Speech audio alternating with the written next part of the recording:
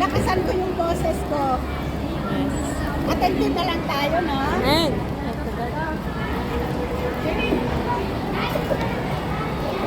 Ang text natin ngayon sa Isaiah 40 ay Isaiah 40 verse 31, pero basahin natin dito sa verse 28. Ready na?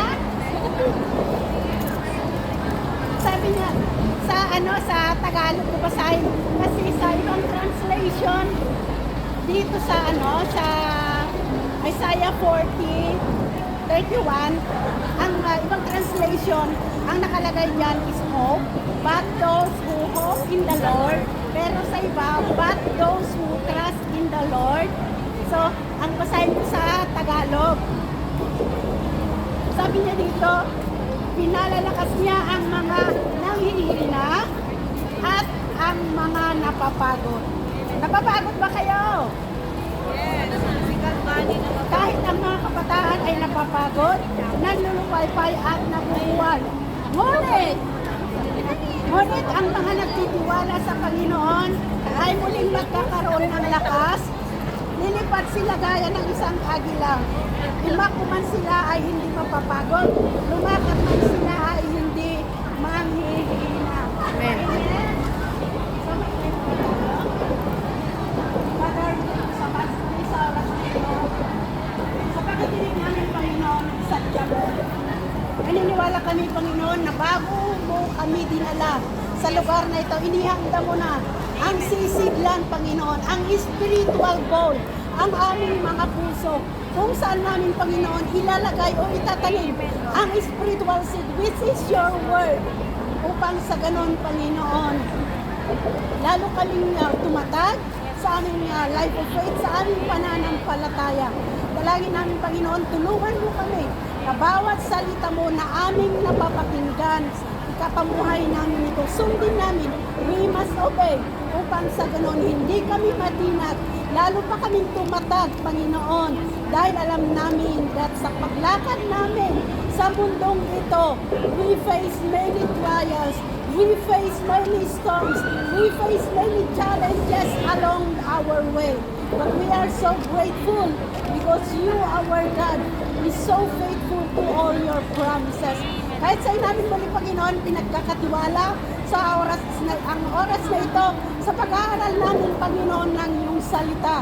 We do believe, oh God, that every words, Lord, na mamumutawi sa aking mga bibig, maging pagpapala sa buhay ng aking mga kapatiran na makikinig sa araw na ito.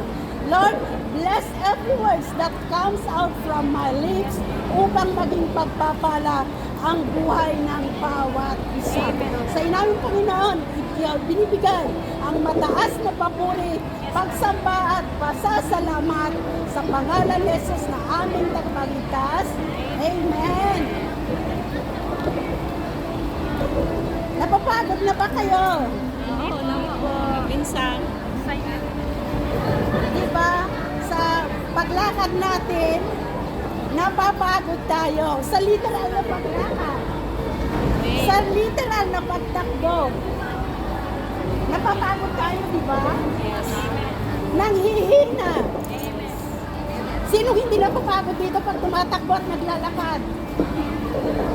Lalo na pag mabigat yung dala-dala mo. At paakyat pa. Diba sumasakit yung likod, yung balikat, sa tuhod? Sa literal yun, ha? No? Dahil marami kang dala-dala, talagang mapapagod ka, manghihina ka. No? Pero sa text natin sa araw na ito, may encouragement ang Diyos. No? Sabi niya dito, pag marunong ito, pinapalakas niya ang mga nanghihina at mga napapagod. Pero sa verse 31, sabi niya dito, but only those who trust in the Lord. So, may may kondisyon mo ba? Yes. Pag tayo ay napapagod, anong sabi ng Diyos? Bibigyan niya tayo ng Malakasan. iniinom niya. Bibigyan niya tayo ng kalakasan. Pag tayo ay nanghihina, bibigyan niya tayo ng kalakasan. Malakasan.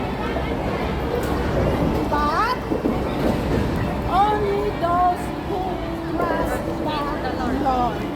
So, sa bawat pangako ng Diyos, may palakip na kondisyon.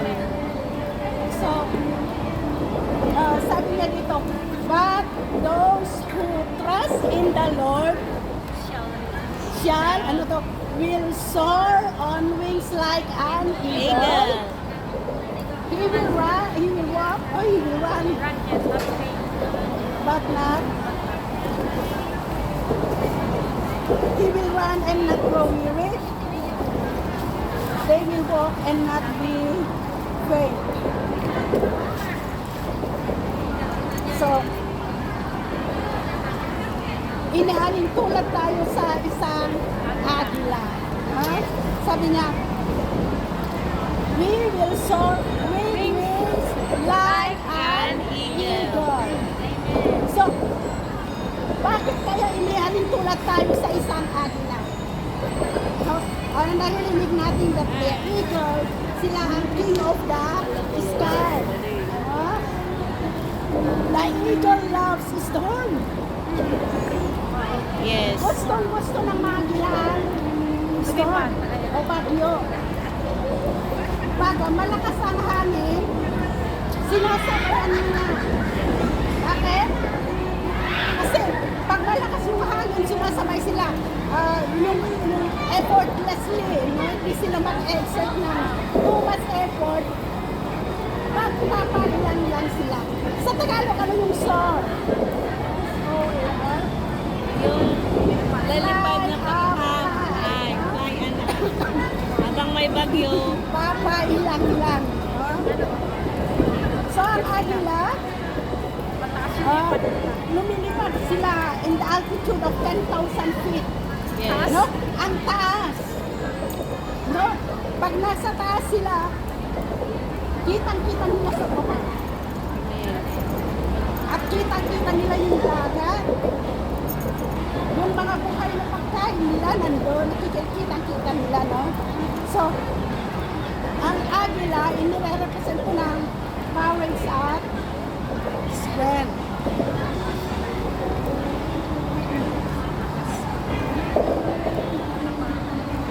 Kaya inahalin tulad tayo sa isang agila na hindi takot sa storm. Amen. No? Sinasabayan niya ang mga storm.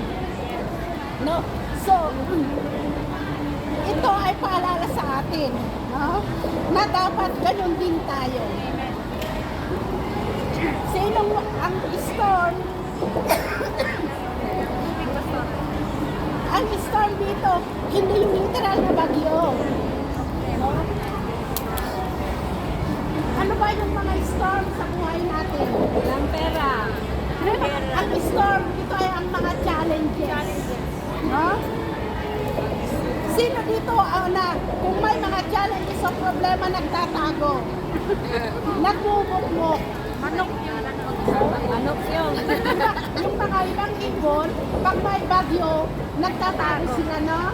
Dahil pag mabasa ang kanilang pakpak, hindi sila makakalipad. Pero ang agila, gustong-gusto niya. No? Dahil sasabayan niya yung storm, yung bagyo, yung challenges. So, dapat ganun din tayo. No? Iba't ibang mga challenges, pagsubok, trials, problema, ang kinakaharap ng bawat isa.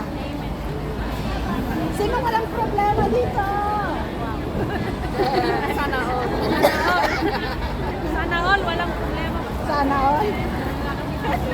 Sana all. Nag-uusap nga kami ni nanay. Ang mga anak may asawa, problema pa rin. Pa rin. So, kanya-kanya. Maraming mga challenges sa buhay natin in a different ways. Pero ang sabi niya dito, nanghihina tayo, di po ba? Sino hindi nakakaramdam ng panghihina? Pero ang pangako ng Diyos, ang mga nanghihina, palalakasin niya. But, we must trust the Lord. Amen. Pag sinabing, trust the Lord, ano bang ibig sabihin nito? Trusting God in difficult times means relying completely, relying in God's promises, not your own understanding. Amen. Amen. Pag sinabi natin, magtiwala sa Diyos, surrender. Buong buo. Surrender everything sa ating Diyos. So, pag may mga sitwasyon sa ating buhay, name it, ano ba, yung mga sitwasyon mo sa pamilya, sa asawa, sa anak, kapatid, magulang, o kaya may mga illnesses, yung mga malulubhang sakit, Trabaho. sa trabaho, ito yung mga challenges sa buhay natin sa araw-araw. No? Pero sabi niya dito, pinapalakas ng Diyos ang mga nanghihina. No? At sa paglakad natin dito, literal tayong lumalakad, no? Nabubuhay sa paasa. While we are still in this world, in this earth, we are walking. Now we are running literally. No? Pero ibig sabihin dito, sa sa araw-araw nating pamumuhay, napapagod tayo, nanghihina tayo. Pero ito yung paalala ng Diyos sa atin, magtiwala tayo sa Kanya. No? Dahil ang pangako ng Diyos ay Kanyang tinutupad. So, kung may kinakarap kang sitwasyon, sabi mo, huwag kang mag-alala. Dahil pangako na sa Joshua 1:9, ang pangako ng Diyos, do not be, sa inyo na yun? Not be afraid. I will. Sulat ko. If I not commanded you. Sa Joshua 1:9, have I not commanded you? Be strong and courageous. Do not be afraid. Do not be discouraged, for the Lord your God will be with you wherever you go. So ito, God encourages believers to remain strong and courageous in the face of difficulties. We must be grounded in the promises that God is always with us. So, sa pagharap natin sa mga sitwasyon, tandaan natin, God's presence is always with us. Hindi tayo nag-iisa sa pakikipaglaban sa mga challenges, sa mga sitwasyon na dumarating sa ating mga buhay. Kaya sabi niya dito, relying on God's promises. So, kailangan alam natin kung ano yung mga pangako ng Diyos. No? Dahil wala tayong panghahawakan in times of difficulties without knowing the promises of God, without knowing the Word of God. So, anong panghahawakan mo kung wala kang alam? So, completely knowing God's promise, trusting God means knowing the Word of God, knowing the promises of God. So, ano man sitwasyon mo, sa tingin mo hindi mo kaya, tandaan mo ang pangako ng Diyos that wherever you go, His presence is always with you. Amen. No? Kasama mo siya. Kaya kung pakiramdam mo, nanghihina ka, walang pag-asa. Ay sabi niya dito, soar on wings like an eagle. Diba? Yung eagle pag nasa taas, diba steady lang? No? So, pag may storm na dumating sa buhay mo, huwag kang magmukmuk sa gilid. Huwag kang iiyak, huwag kang mag-imot-imot, huwag kang mag-self-pity. Anong gagawin mo? Katulad sa isang agila, spread your wings. Woo! Amen. Ganon. Na, sabayan mo yung storm sa buhay mo. No? Sa halip na pagmukmuk ka, anong gagawin mo? Sabayan mo.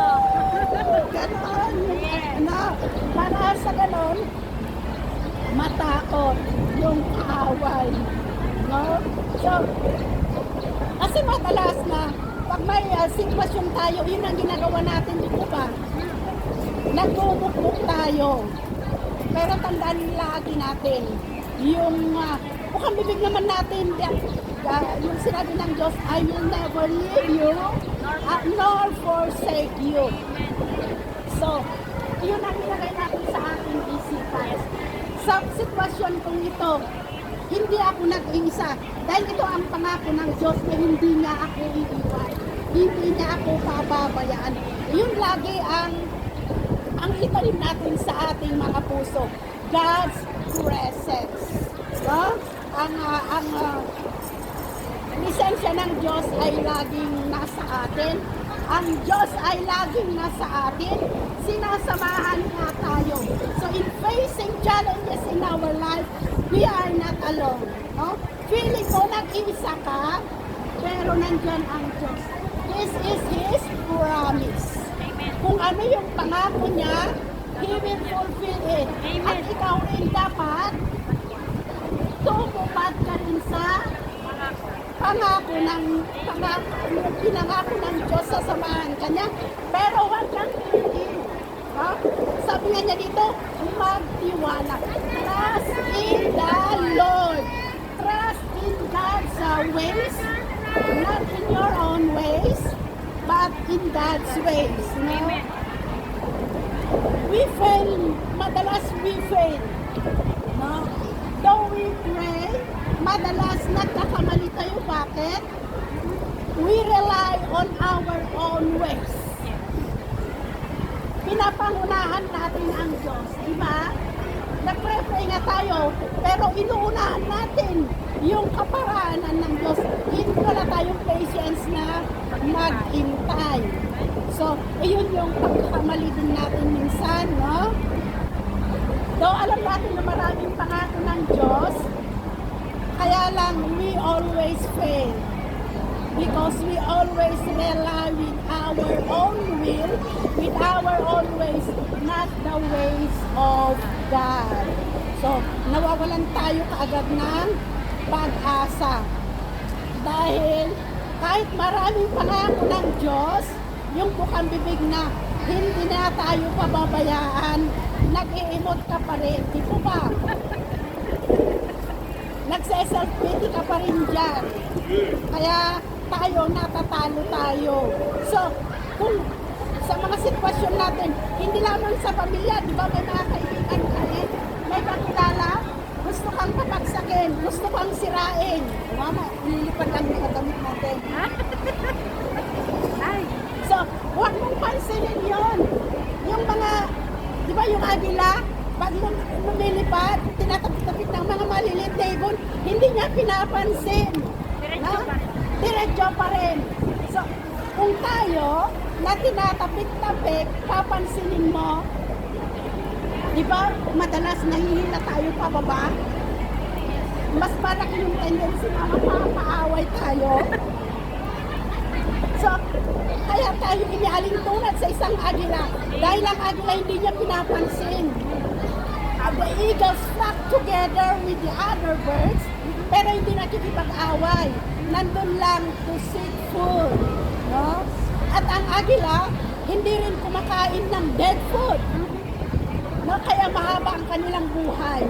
So, dapat tayo rin, huwag tayong kumain ng yung physical, huwag tayong kumain ng mga nang alam natin na mapagkain that can harm our physical body. And in our spiritual, huwag tayong kumain din ng dead food. Ano yun? What are the spiritual food that can kill our spirit? False teaching. No? Ang false teaching makes truth and lies. False teaching pa rin yun. It can kill us, kill our spirit. So, ang alam natin, nasa tamang daan tayo, pero without knowing, nalilis pala tayo ng yan. Ang akala natin, daan patungo sa buhay na walang daan, patungo sa finish line, na ano pala tayo, naririnood pala tayo. Dahil sa maraming false teaching o interpretation ng Bible. So, kung ang agila, ang kinakain lamang ay buhay na pagkain, kaya mahaba ang kanilang buhay, ganon din sana tayo. Yes, amen. Diba? Physically, ano ba yung mga kinakain natin ng mga basura? Uy, basura yung mga pagsagap ng chismis. Ano, marites? Yung pagsagap ng ano, yung palinira ng takwa, basura yun. Nangihina, hindi lamang ang ating ang ating spirit, maging sa physical, dahil naapektuhan. Kasi, pagtanggapin mo lahat yung mga basura, sinong yung maapektuhan? Di ba ikaw? Magagalit ka. Yung 15 na sisi na dugo mo. Magiging 100. Mag-ano na sa boiling point. Oh, mamaya makapagmura ka na dyan. Makapag-post ka na dyan ng kung ano-ano. Di nasira na yung araw mo, wala na. Yung fruit of the Holy Spirit mo. Kaya, kung ang agila, kinakain ay buhay na pagkain, dapat ang kakainin din natin, yung alam natin na makapag-nourish sa ating physical, higit sa lahat sa ating spiritual na buhay. Amen. So, meron akong outline pero hindi na yung outline ko. Pinagpupuyatan. Sa pagsubok o mga challenges na dumarating sa ating buhay, katulad ng binanggit ko kanina, marami, lalong-lalo na sa pamilya. Ganon yung main Yes. Para ang main. Pera. No, dahil ito umiikot ng kaya pag may mga sitwasyon, wag kang, yung sinasabi natin, tawanan mo ang yung problema. Ha? Oh, nanghihina ka, basta Nehemiah 8:10, sabi niya dito, the joy of the Lord is my strength, is our strength. Anong gagawin mo? Wag kang magmukmok. Punta ka sa CR. Na? Yes. Punta ka, the joy of the Lord is my strength. Hey, hey! Ganun ka ulit. Mag-isa ka na. Makipag-irmot ka doon. Amen. Manalabin ka. With action pa. The joy of the Lord is my strength. Hey, hey! Diba? Yes. Ganun dapat yung Yes, natin. oo nga. Kahit pakiramdam mo, nasisiraan ka na ng tuktok. Eh di mas maganda yung isa yung magmumukmuk ka doon na, oh, saan kaya ako kukuha ng wala na yung patwisyon yung anak ko.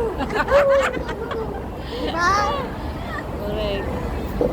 Mas maganda na yon, kantahan mo yung sarili mo sa harap ng Amen. salamin. Amen. Tapos, Glory to God. the joy of the Lord is Yes. my strength. Help, help! Oh, nag-cheer kasi chinichir mo yung sarili mo. Kaya, kahit yung mga simpleng lang, ayun yung magpapagaan sa ating buhay. No? Kasi sa mga challenges natin, hindi na natin mabilang kung ilan na yung napagtagumpayan natin at mga hindi pa natin napagtagumpayan na mga storm sa buhay natin. Amen. No? Pero yung mga pangako ng Diyos, ayun yung dapat na panghawakan natin. Lalong-lalo na yung pagsunod natin sa salita ng Diyos. Obedience. No? Sabi niya dito sa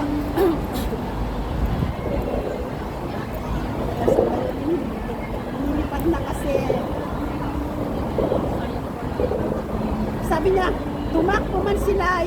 napapagod, lumakad man sila ay hindi manghihina.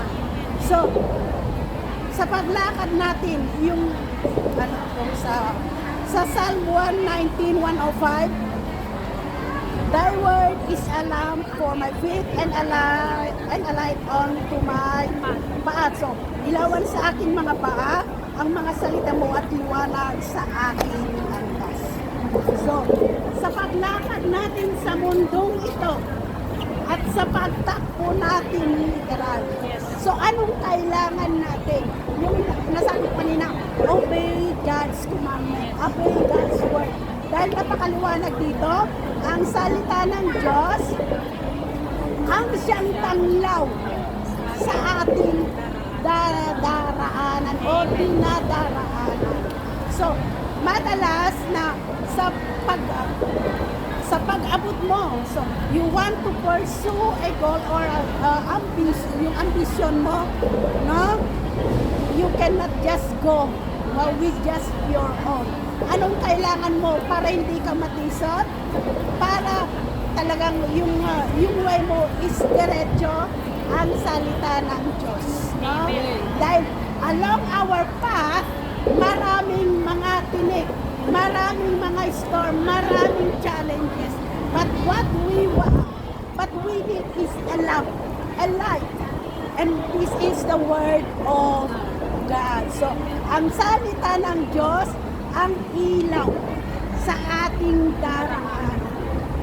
No? Upang sa ganon, makamtan natin anuman yung mga nais natin sa ating buhay. Amen.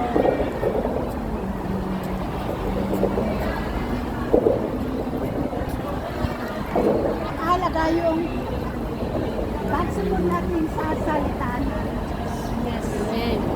Kasi kahit na pinapakinggan natin, binabasa natin, hindi natin naunawaan, hindi natin may-apply sa ating buhay.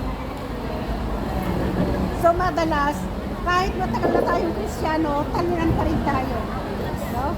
Hindi tayo nakakalipad. Yes. True. Nandito pa rin tayo sa Baba. baba. Hindi tayo Yes. kasi ang sword dito is fly up. Nice. No? So, we cannot fly up alone. Yes. No? Hindi natin kayang lumipad pataas na tayo lamang. Sabi nga ng Diyos, we can do nothing, we are nothing without God. Kaya kailangan natin ang Diyos. At ano ulit ang Diyos? God is a spirit. So, how can we meet God if we cannot see God? And God is a spirit. In John 1:1, God is The word. the Word. So, kung taglay natin ang salita ng Diyos, ibig sabihin, kasama natin ang Diyos. So, nasa difficult times man tayo, though we are in the midst of the storm, we are not alone. So, ito yung ibig ng sabihin na God's presence is with us because the Word of God, you carry it. Amen. You hold on to it. Pinapanghawakan mo. So, kaya sabi niya, ang lumakad man tayo, tumakbo man hindi tayo manghihina, bibigyan niya tayo ng panibagong lakas. Amen. Because you trust Him. You hold on to His promises. Amen. So, sabi niya sa ba yung 26, ngunit tinitignan sila ni Jesus sa sinabi sa kanila sa mga tao, ito ay hindi maaaring mangyari, ngunit sa Diyos, ang lahat ng mga bagay ay maaaring mangyari. Ito yung paborito din natin, di ba? With God, all things are possible. So, tandaan natin, ang solusyon ay nasa Diyos at nasa atin. Eh sinasabi na, lagi natin sinasabi na nasa tao ay nasa Diyos ang awa, nasa tao ang gawa. Kaya kung gusto natin lumipad pataas, na magtiwala tayo sa Diyos, sumunod sa kautusan ng Diyos o utos ng Diyos, no? At huwag tayong magdulay sa ating sarili. So, tandaan natin that in facing difficulties, God is always with us. We are not alone because this is His promise. His presence is always with us. So, marami man tayo, hindi natin isa-isahin yung mga difficulties o mga storm natin. No? Sabay-sabay tayong Lilipad. lumipad pataas. No? Pero, sa paglipad natin, Sama natin pag ang nasa Diyos. taas na tayo, huwag mong kalilimutan kung sino ang kasama mo, Amen. kung bakit ka nakarating sa kung saan ka. Dahil kung ang i-exalt mo ay sarili mo, lalagas. Nakapagpa pa rin. Ha? So, sa bawat tagumpay ng buhay mo, when you soar up high, remember, God be the glory. Ibigay mo sa Diyos ang lahat ng papuri at pasasalamat. No? Hindi lang sa iyong sarili, kundi sa lahat ay galing sa Diyos. Instrumento ka lang at ginawang instrumento ang ibang tao, kung kaya narating mo yung mataas o narating mo ang lahat ng minimiti mo sa buhay. So, yun na lang yung yung To God. mensahe natin ngayon. So, sa mga pagsubok, mga storm sa buhay natin, huwag tayong magulo. Sabay-sabay tayo. Amen. Glory to God.